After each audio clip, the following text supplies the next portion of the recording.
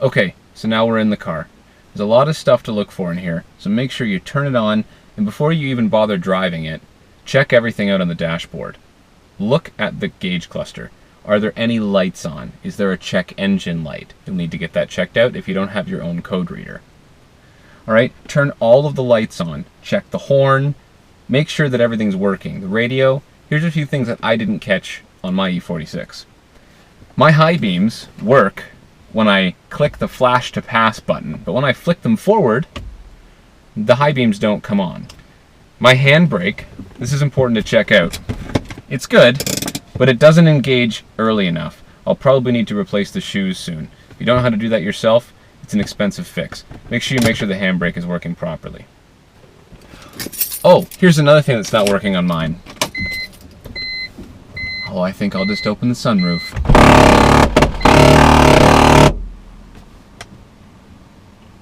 Make sure you check everything out before you buy a car. Now, let's take it for a drive.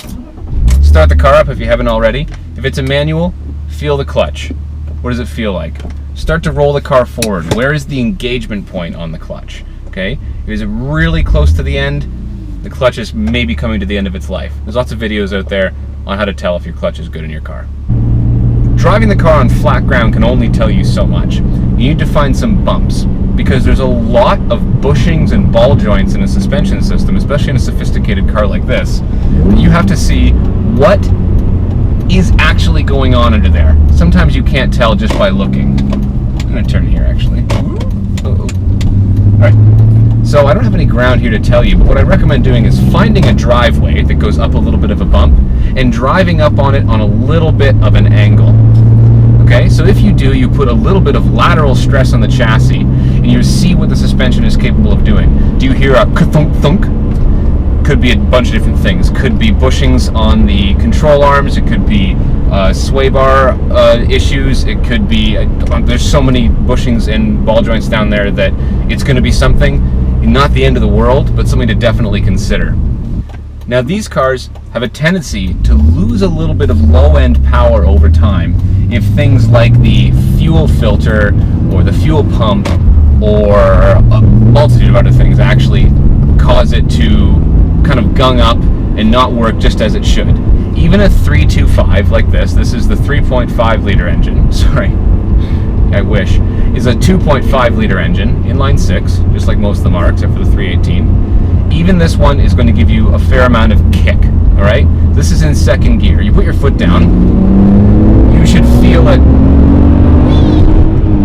Oh, here's another thing that I didn't catch when I bought my car.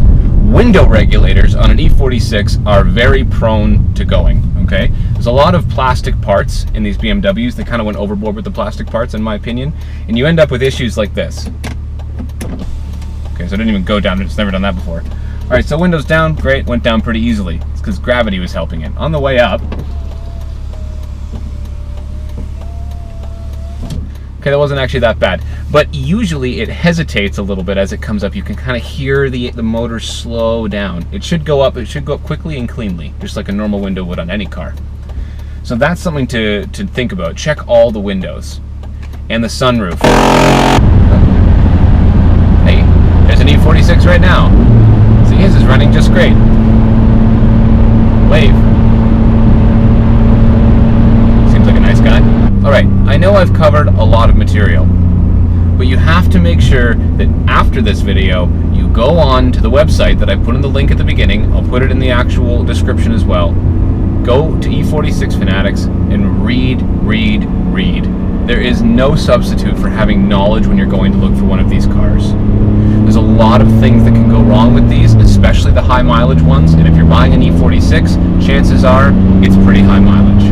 Okay, so I hope I've answered some of the questions that you might have had about what to look for when shopping for your first BMW E46. Please feel free to like and subscribe, and I'll be bringing you more videos like this, as well as reviews of performance parts and DIYs.